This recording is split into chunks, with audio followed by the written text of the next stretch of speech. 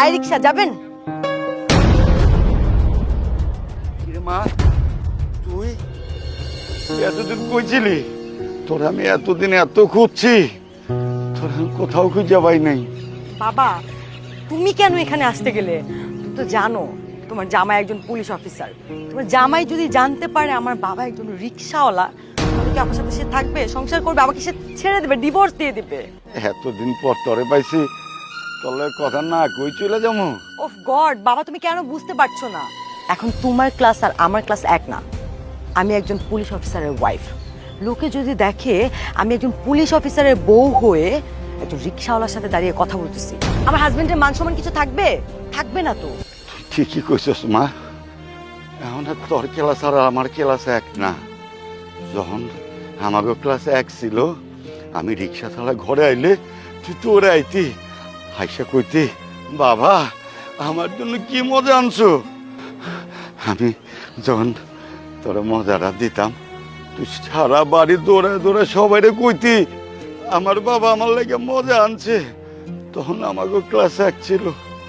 আর তারপর তুই যখন আস্তে আস্তে বড় হইলি, তখন তোর ক্লাস আর তোর বাবার ক্লাস আলাদা হয়ে গেল। আর তোর বাবার ক্লাসটা সেই জায়গায় পড়ে রইল।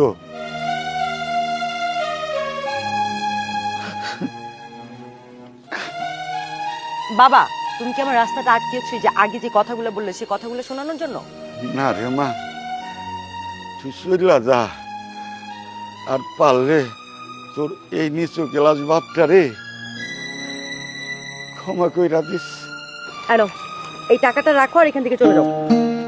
তুই কি আমার এই টাকা ভিক্ষা দিতেছস? লাগবো না তোর এই টাকা। তোর বাপের গায়ে এখনো শক্তি আছে, কাম করে খাইতে পারো। বাবা সবসময় এত অভিনয় করো না তো। সবসময় অভিনয় দেখতে আমার ভালো লাগে না। ধরো টাকাটা রাখো। আর শোনো, তোমার ক্লাস আর আমার ক্লাস এখন এক না, প্লিজ। আর কখনো তুমি আমার এই বাসার আশেপাশে এসো না। ডিসগাস্টিং।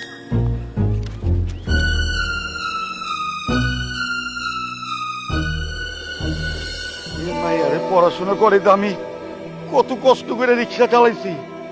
রিক্সা চালাইতে চালাইতে পা ব্যথা হয়ে গেছে। আর আমার এখন আমি ক্লাস বুঝি না।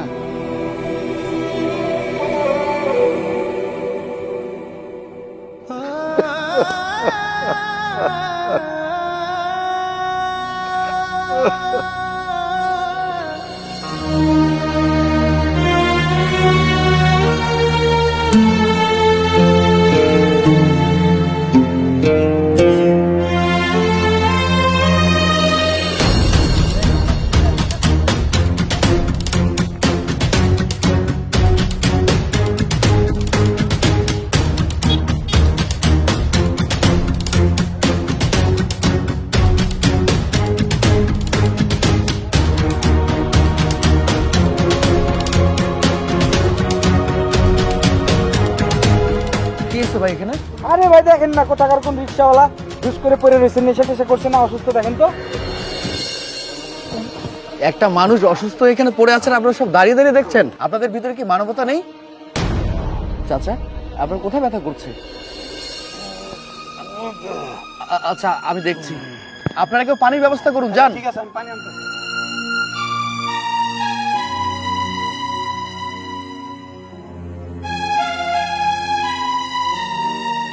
হ্যালো ডক্টর, আপনি কি খালপাড়ে আসতে পারবেন? আসতে পারবেন না? না আচ্ছা ঠিক আছে। স্যার এই যে পানি।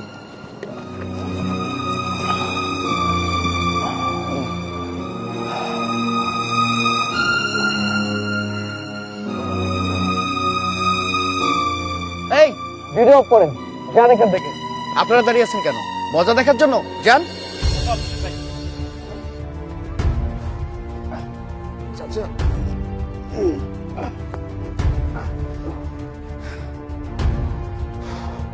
দেখুন আমি আপনার ছেলের মতো, আপনি আমাকে ভরসা করতে পারেন।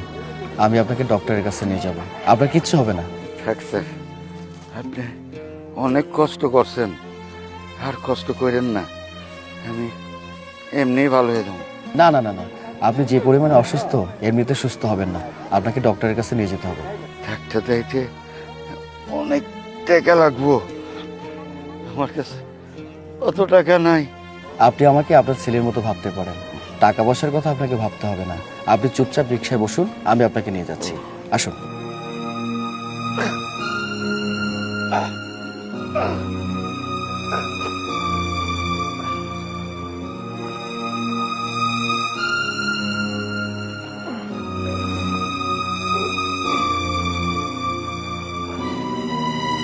বসুন, সাবধানে।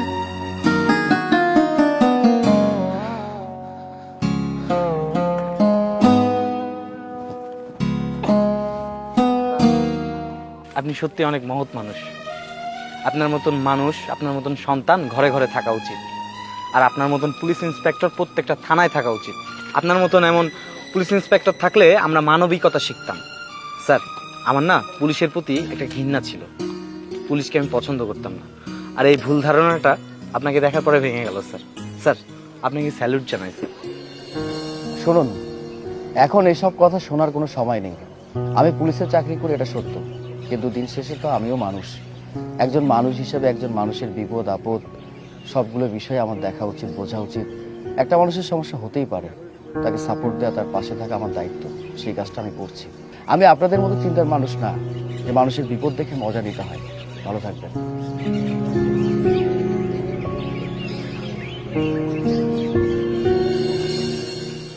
স্যার, রাত হয়ে যেতেছে, আপনি বাড়িতে যান, আমি একে একে বাড়িতে চলে যেতে পারবো। চাচা, রাত অনেক হয়ে গেছে, এসব নিয়ে আপনাকে ভাবতে হবে না। আগে ডাক্তারের কাছে চলুন, ডাক্তার কি বলে তারপর আমি দেখব। ঠিক আছে? কথা বলতে হবে না, আপনি চুপ করে থাকেন।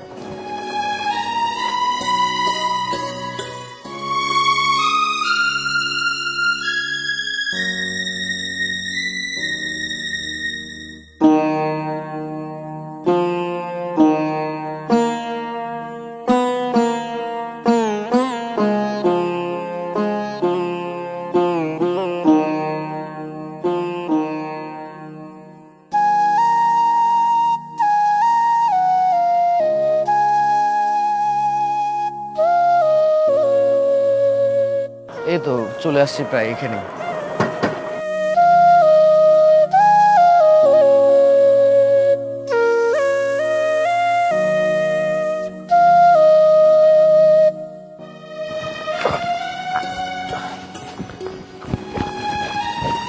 আসুন।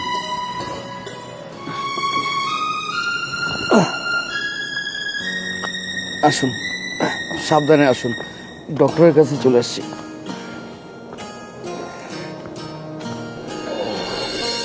আসলে চিন্তার কোনো কারণ নেই। উনি এখন মোটামুটি সুস্থ আছে, তবে ওনার পর্যাপ্ত পরিমাণ বেড রেস্ট দরকার। কিছুদিন বাসায় রেস্ট নিলে আর ওষুধগুলো ঠিকমতো খেলে উনি সুস্থ হয়ে যাবে। আলহামদুলিল্লাহ, তাহলে তো বেশ ভালো। বাজান, আমরা রাস্তাঘাটে রিক্সা চালাই, কারণেও করেন পুলিশ অফিসাররা আমাকে আঘাত করে।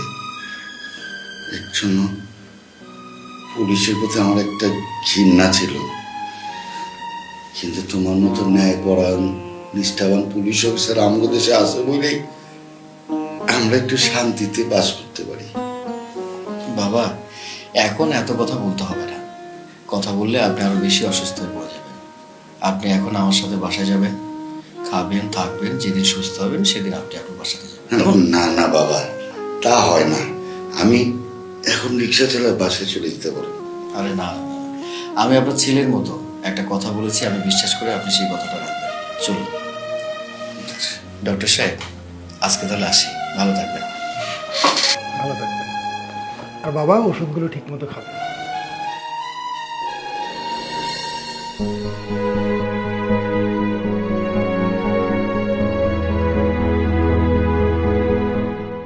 ইনশাল্লাহ আপনি সুস্থ হয়ে যাবেন, চিন্তা করবেন না।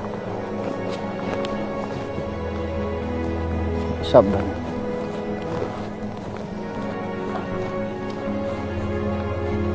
বসুন।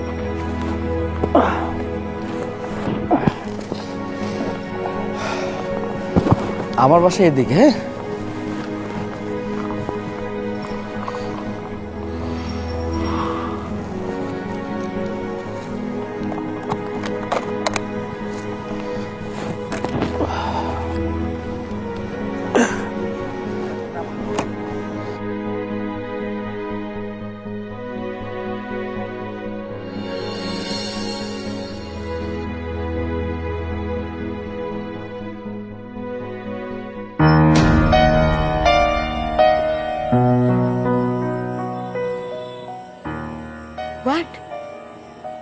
আমি কি দেখছি? হ্যাঁ, আমার হাজবেন্ড রিক্সা চালাচ্ছে।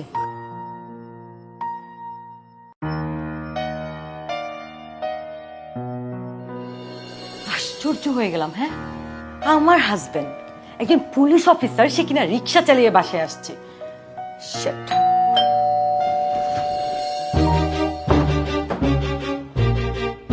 হ্যাঁ? তুমি একজন পুলিশ অফিসার, এত বড় একজন কর্মকর্তা হয়ে তুমি রিক্সা চালাচ্ছ, তোমার কলিগরা যদি দেখতো তোমার মান সম্মান কিছু থাকবে? এখানে মান সম্মানের কি আছে? আমি সম্মানের পোশাক পরে সম্মানের কাজ করেছি। একজন বৃদ্ধ অসহায় মানুষ রাস্তায় পড়েছিল, আমি ওনার রিক্সায় ওনাকে এখানে নিয়ে আসছি। তাতে সমস্যাটা কোথায়? How funny! কি বলতে চাচ্ছ তুমি মাসুদ? মানে ওই বৃদ্ধ রিক্সাওয়ালাকে তুমি এখন বাসায় নিয়ে এসেছো? হ্যাঁ, নিয়ে আসছি। আমি এখনই আসেন। মাসুদ, বাবা তুমি? হ্যাঁ, কি ম্যাডাম, আমি তো আপনাকে চিনতে পারলাম না। বিশ্বাস করেন ম্যাডাম, আমি ওনার কাছে কিছু কই নাই।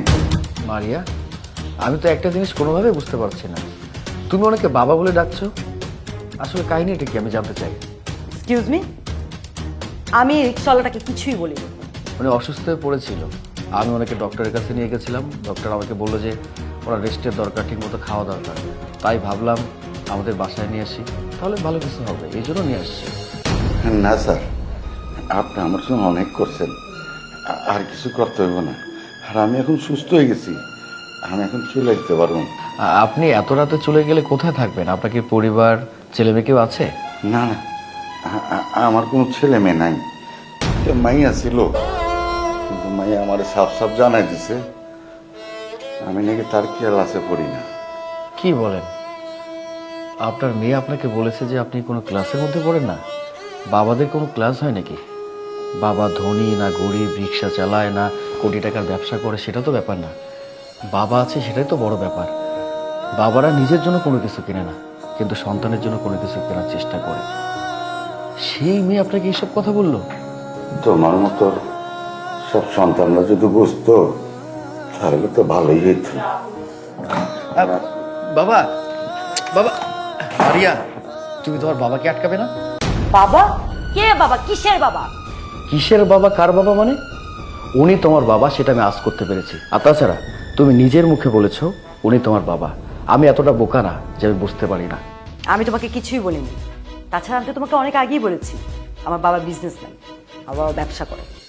মারিয়া প্লিজ, তুমি তোমার বাবাকে আটকাও। আমি বিশ্বাস করি তুমি যদি তোমার বাবাকে আটকাও কিংবা তাকে ডাকো, সে চলে যাবে না। আর একটা কথা কি জানো, বাবা ছোট কাজ করুক বড় কাজ করুক, যে পেশারে হোক না কেন, বাবা তো বাবাই। প্লিজ তুমি তাকে আটকাও না। তুমি ঠিক বলেছ বাবা। বাবা, বাবা একটু দাঁড়াও। বাবা, বাবা, বাবা তুমি যেও না। বাবা, তোমার মেয়েকে তুমি ক্ষমা করে দাও। আমি ভুল করে ফেলেছি। আসলে সবসময় আমার মধ্যে একটা ভয় কাজ করতে বাবা। আমি ভাবতাম মাসুদ এত বড় একজন পুলিশ অফিসার আর আমার বাবা রিক্সাওয়ালা। এ কথা শোনার পর যদি সে আমাকে ছেড়ে দেয়, আমার সংসারটা যদি নষ্ট হয়ে যায়, আমি আমার সংসার বাঁচানোর ভয়ে তোমার পরিচয় দিতে পারিনি বাবা। বাবা ঠিক আছে, আমি তোর ক্ষমা কইরা দিছি। নিজের সংসার বাঁচানো লাইগা তোর বাবার পরিচয় দিতে পারিস নাই, এতে আমার কোনো কষ্ট নাই।